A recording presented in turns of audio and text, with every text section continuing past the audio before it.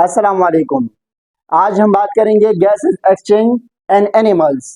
कल हमने बात किया था गैसेस एक्सचेंज एंड प्लांट। उसमें हमने ये जाना था कि कैसे गैसेस एक्सचेंज प्लांट में हो जाते हैं। देखिए, उसमें दो मेन प्रोसेस थे, एक था रेस्पिरेशन, दूसरा फोटोसिंथेसिस। इस दो मेन प्रोसेस के थ्रू गैसेस एक्सचेंज हो रहे थे। आज ये जानेंगे कि एनिमल्स में कैसे गैसेस एक्सचेंज हो जाते हैं। याद रखने कि एनिमल्स में तो दोनों प्रोसेस नहीं होती, मीन फोटोसिंथेसिस और रिस्पायरेशन दोनों नहीं होती, सिर्फ और सिर्फ रिस्पायरेशन होते हैं। फोटोसिंथेसिस का जो अमल है, जो प्रोसेस है, वो एनिमल्स में नहीं होती, सिर्फ और सिर्फ रिस्पायरेशन होती है। तो रिस्पायरेशन के थ्रू गैसेस एक्सचेंज हो जाते हैं एनिमल्स में। फॉर एग्जांपल कैसे, ये मोहतरम समझिए, हमारे पास एक हवा की नाली है जिसको हम कहते हैं ट्रेकिया। ये क्या है? ट्रेकिया है। ये ट्रेकिया मजीद आगे जाकर छोटी सी ब्रांचेस में डिवाइड हो जाते हैं। इस तरह देखिए, यू यू क्लियर। फिर ये वाला ब्रांच है ना, इसको कहते हैं ब्रोंकाई। ये क्या है? ब्रोंकाई। ये क्या है? ट्रेकिया। फिर ये ब्रोंकाई मजीद आगे और शाखों में डिवाइड हो जाते हैं। इस तरह देखिए, ये क्या दे रहे, ये और इस तरह, ये इस तरह। ओके। फिर ये जो शाखे है ना, ये इसको कहते हैं ब्रोंक्यूल्स। क्या कहते हैं? ब्रोंक्यूल्स। देखिए, ट्रेकिया, ट्रेकिया आगे जाकर डिवाइड हुआ, उसने बनाया क्या? ब्रोंकाई। ब्रोंकाई आगे जाकर डिवाइड हो जाते हैं और वो बनाते हैं किस बला को? ब्रोंक्यूल्स को। और फिर ये ब्रोंक्यूल्स मजीद आगे छोटे छोटे सेक बना लेते हैं। इस तरह देखिए, गोल गोल सा, गोल गोल सा थैले बनाते हैं। ओके, इस तरह।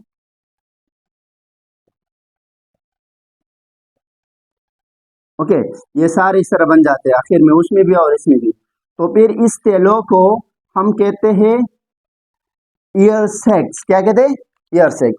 ये जो है, ये दोनों ये कहलाते हैं ये सारे ईयर सेक्स। क्या इसको हम ईयर सेक्स कहते हैं? क्या कहते हैं? इधर मैं लिखता हूं ऊपर, ईयर सेक्स। ईयर मतलब हवा, और सेक कहते हैं थैलियों को। किस बला को? थैलियों को। तो ये हवा की थैलियां बन गया ना। क्लियर। अभी इस एक थैले को मैं बाहर लेकर आता हूं। ये एक थैला, सिर्फ एक। ओके, इस एक थैले को कहते हैं क्या बला? अल्व्यूलस। क्या कहते हैं? अल्व्यूलस। याद रखने कि एक ही थैले को कहते हैं अल्व्यूलस। अल्व्यूलस क्या है? ये एक ही थैला है किस बला के? ईयर सेक्स के। ओके, अल्व्यूलस। क्लियर। इन सब तेलों में से एक ही तेले को क्या कहते हैं? अल्व्यूलस कहते हैं। क्लियर। और सबको क्या नाम दिए जाते हैं? अलविलाय। क्या कहते हैं? अलविलाय। ये सारे जो है, ये कहलाते हैं अलविलाय। क्या कहलाते हैं? अलविलाय। ओके, ये सबको हम कहते हैं अलव्यूलाय। ओके, अलविलाय क्या है? ये सारे थैले हैं। ओके, और एक ही तेले को क्या कहते हैं? अल्व्यूलस कहते हैं। क्लियर। देखिए, ट्रेकिया ने क्या बनाए? ब्रोंकाई बनाए। ब्रोंकाई आगे जाकर डिवाइड हुआ, ब्रोंक्यूल्स बनाए। फिर ये ब्रोंक्यूल्स मजीद आगे जाकर डिवाइड हुआ, जिसने बनाए क्या बना? अल्व्यूलस। फिर अल्व्यूलस क्या है? जब बहुत सारे अल्व्यूलस मिल जाए, मतलब एक से ज्यादा, 2 3 4 5 100 1000 लाख। ओके, तो ये फिर कहलाते हैं अलविलाय। क्या कहलाते हैं? अलविलाय। तकरीबन एनिमल्स की जो बॉडी है, इसमें मुख्तलिफ किस्म के अल्व्यूलस पाए जाते हैं। मतलब किसमें 600 है, किसमें 6000 है, 6000 से 8000 तक। तो ये काफी सारे हैं, सबको हम कहते हैं अलविलाय, एक को कहा जाते हैं अल्व्यूलस। अभी इसमें गैसेस एक्सचेंज कैसे हो जाते हैं? हमारी मकसद तो ये, गैसेस एक्सचेंज एंड एनिमल्स। ये तो एनिमल्स के लंग्स बन गए। फॉर एग्जांपल इसको लंग्स समझे, इधर देखिए ये एक लंग्स हुआ, ये दूसरा। ओके, ये अलविलाई है, ये अलविलाई लंग्स में होती है। ओके, कहीं बाहर नहीं होती।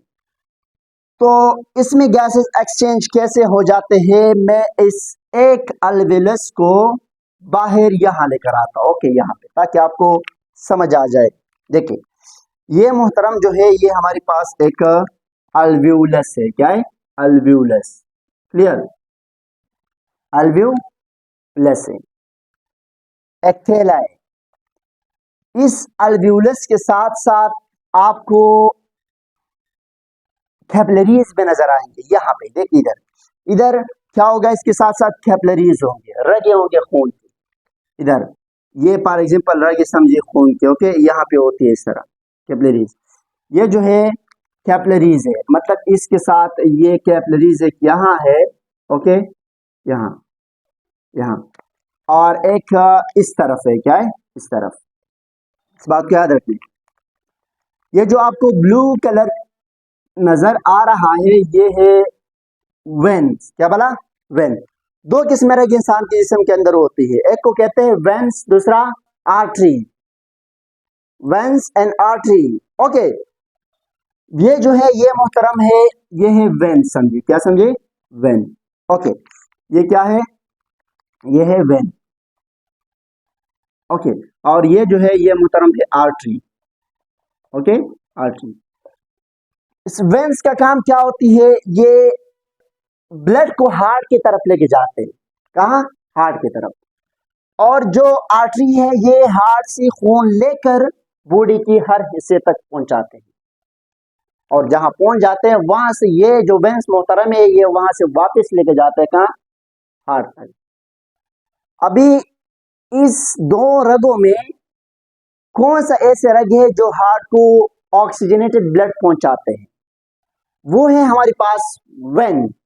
वेन जो है, याद रखने की सिर्फ लंग्स में यह प्रोसेस होती है कि ये वेन्स क्या कर रहे होते हैं? ऑक्सीजनेटेड ब्लड को लेके जाते हैं हार्ट की तरफ। और ये जो दूसरा मोहतरम है, ये उस ब्लड को लेके जाते हैं जिसमें ऑक्सीजन नहीं होती है।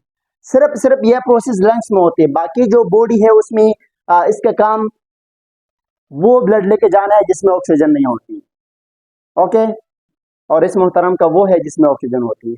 लेकिन लंग्स में प्रोसेस कुछ इस तरह है कि जो ऑक्सीजनेटेड ब्लड है वो कौन लेके जा रहे? वेन लेके जा रहे। कहां तक? हार्ट तक। तो अभी इस ब्लड के अंदर ऑक्सीजन कैसे ऐड हो जाते हैं, याद रखनी कि फॉर एग्जांपल ये हमारे पास क्या है? अल्वेलाई है, मतलब अल्व्यूलस है। ओके, और ये मोहतरम समझे ये वाला। ओके, ये समझे ब्लड की कैपिलरीज है या ब्लड के रग है। ओके, जो भी आप समझे, वेन से आर्टरी है। इसमें क्या होती है कि गैसेस एक्सचेंज इस तरह होते हैं कि इस अल्वेलाइज के अंदर जो ऑक्सीजन इंसान ने लिया होते हैं, यहां से देखिए ऑक्सीजन आ रहे होते हैं, यहां तक पहुंच रहे होते हैं। तो ये ऑक्सीजन क्या कर रहे होते हैं कि इस अल्वेलाई से अल्व्यूलस से जाकर किस में ऐड हो जाते हैं? ब्लड में। यहां पे आ जाते हैं। यहां देखिए ऑक्सीजन आ गया मोहतरम। ओके, कहां से? अल्व्यूलस से। और इस ब्लड के अंदर जो कार्बन डाइऑक्साइड होती है, वो यहां से मोहतरम जाते हैं कहां? अल्वेओलस में। क्या बोला? Carbon dioxide. क्लियर? देखिए ऑक्सीजन आ गया, कार्बन चला गया, तो ये क्या कहलाते हैं? एक्सचेंज ऑफ गैसेस कहलाते हैं। तो इस तरह गैसेस एक्सचेंज होती है अल्विलाई में, अल्व्यूलस में। क्लियर? ये सारे जो अल्विलाई है ना, ये इस सबको हम अल्विलाई कहते हैं। इस अल्विलाई में इस तरह गैसेस एक्सचेंज हो जाते हैं एक एक में, जैसे कि इस एक अल्व्यूलस में हो रहे। ब्लड की तरफ ऑक्सीजन जाते हैं और ब्लड से जो कार्बन है वो अल्व्यूलस की तरफ जाते हैं और फिर इसको बाहर फेंका जाते हैं। क्लियर? तो इस तरह गैसेस एक्सचेंज होती है एनिमल्स की बॉडी में। फिर हमारे पास देखिए एनिमल्स कुछ एक्वाटिक भी होती है। एक्वाटिक का मतलब क्या है? वो एनिमल्स जो पानी में रहता हो। याद रखने कि जो पानी में रहता हो वो भी तो वो करे होते हैं, गैसेस एक्सचेंज करे होते हैं। उसको मिलते हैं मोहतरम सिर्फ और सिर्फ 5% ऑक्सीजन पानी में। कितना 5%। और जो हम है, जो बाकी आउटर और पानी एनिमल्स है उसको मिलते हैं तकरीबन 21% वो ऑक्सीजन। देखिए हवा में जो है तकरीबन पाए जाते हैं 88% नाइट्रोजन, ओके, और इस तरह 21% जो है वो ऑक्सीजन होती है, क्लियर, और इस तरह 0.03% जो है वो कार्बन होती है, क्लियर, और 0.07% जो है वो अदर गैसेज होते हैं, for example water vapour Etsy. Okay, तो इनमें से जो हमारी इंपॉर्टेंट गैस है जो हम इनहेल करे होते हैं, जो हम जिससे हम काम लेते हैं अपना, जिसकी वजह से हम सरवाइव कर रहे हैं, जिसकी वजह से हम जिंदा है, वो है ऑक्सीजन। क्या बोला? ऑक्सीजन। ये जो ऑक्सीजन है ये हम ले रहे होते हैं, इंसान भी लेते हैं, और इस तरह जो बाकी जानवर है वो भी इनहेल करे होते हैं, और एक्सहेल जो है वो ये मोहतरम करे होते हैं, ये कार्बन डाइऑक्साइड। ओके, तो इस तरह गैसेस एक्सचेंज होती है एनिमल्स में, यहां तक क्लियर हुआ। इसके बाद रिस्पायरेटरी सरफेस किस बला को कहते हैं, याद रखते हैं। फॉर एग्जांपल सिंपल सा कहानी है, इस अल्वियोलस का जो ये हिस्सा है ना जहां पे गैसेस एक्सचेंज होती है, ये इसका है मेम्ब्रेन, समझे सिंपल सा वर्ड में। तो ये जो इसका मेम्ब्रेन है जिसमें ऑक्सीजन ब्लड की तरफ जा रहे हैं और कार्बन वापस अल्वियोलस की तरफ जा रहे हैं, ये कहलाते हैं सरफेस एरिया, रिस्पायरेटरी सरफेस कहते हैं। बाजी एनिमल्स हमारे पास ऐसे होती है जिसकी सेल मेम्ब्रेन उसका रिस्पायरेटरी सरफेस होती है, जैसे कि प्रोटोजा है एनिमल और एक्वाटिक एनिमल्स में, क्योंकि वो यूनिसेलुलर है। यूनिसेलुलर में सिर्फ एक ही सेल होती है, तो जाहिर सी बात है उसका सेल मेम्ब्रेन ही कहलाएगा, क्या बोला, उसका रिस्पायरेटरी सरफेस। रिस्पायरेटरी सरफेस का मतलब क्या होता है, इधर देखिए, मतलब ये प्रोटोजा का सेल है, क्या है, प्रोटोजा का सेल है, और इसमें गैसेस एक्सचेंज हो रहे हैं, कार्बन जा रहे हैं, ऑक्सीजन आ रहे हैं, ओके, या ऑक्सीजन जा रहे हैं, कार्बन आ रहे हैं। तो जिस जगह से ये गैसेस पास हो रहे हैं, ये वाला, ओके, ए गैस जाना वापस आना, ओके, तो ये कहलाते हैं, क्या बोला, इसका रिस्पायरेटरी सरफेस। तो रिस्पायरेटरी सरफेस जो है ये एक्वाटिक एनिमल्स, मतलब वो एनिमल जो यूनिसेलुलर हो, एक्वाटिक में भी मल्टीसेलुलर ऑर्गेनिज्म है, उसकी जो रिस्पायरेटरी सरफेस होती है वो उसका सेल मेम्ब्रेन होती है, क्या होती है, सेल मेम्ब्रेन। और बाकी जो एनिमल्स है उसकी अदर पार्ट्स पे होती है बॉडी की, अंदरूनी और इस तरह बैरूनी, जिसके थ्रू वो गैसेस एक्सचेंज कर रहे होते हैं, उसका वो कहलाते हैं रिस्पायरेटरी सरफेस। सिंपल सा वर्ड में याद रखते हैं कि रिस्पायरेटरी सरफेस वो सरफेस है जहां पे गैसेस का मुतबादला होती है, मतलब गैसेस एक्सचेंज हो जाते हैं। और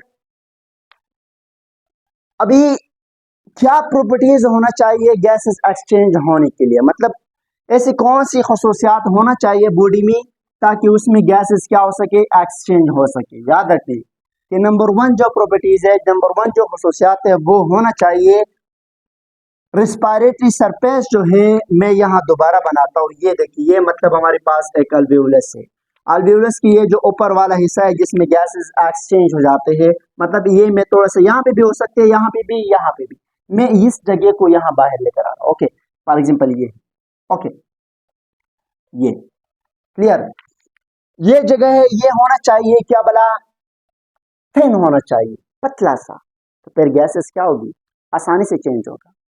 नंबर 1 कि एनिमल्स की जो रिस्पायरेटरी सरफेस है वो क्या होना चाहिए, थिन होना चाहिए।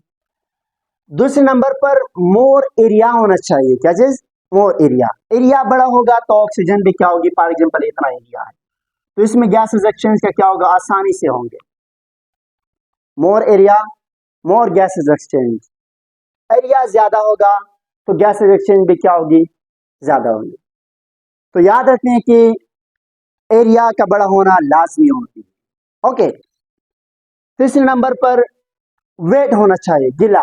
आप एक्वाटिक एनिमल्स को देखें ना, वो हमेशा गिला ही रहते हैं, तो वो गिला होने से उसकी जो बॉडी है वो सही से रिस्पायरेशन कर सकते हैं, तो वेट होना चाहिए, गिला, ओके। इसके अलावा परमेबल होना चाहिए। परमेबल का मतलब क्या है, जो अलाउ कर सकते हैं किस चीज को, मतलब चीजों को जाना और आना देते हैं, इसको हम कहते हैं परमीबल। और इस तरह वेट होना चाहिए, थिन होना चाहिए, और उसका एरिया मोर होना चाहिए। तो ये प्रॉपर्टीज ऑफ रेस्पिरेशन से प्रॉपर्टीज ऑफ गैसेस एक्सचेंज है। ओके, तो इस बात को याद रखने की गैसेस एक्सचेंज एनिमल्स में कैसे होती है, लंग्स में, अल्वियोलस में, और इस तरह कौन कौन सी प्रॉपर्टीज उसके लिए होना चाहिए वो ये। तो यहाँ तक gases exchange and animals complete हुआ। अगर कोई सवाल है तो आप पूछ सकते हो जी। ओके, अगर यहाँ तक कोई सवाल है तो आप कमेंट सेक्शन में पूछ सकते हो। ओके, खुदा हाफिज।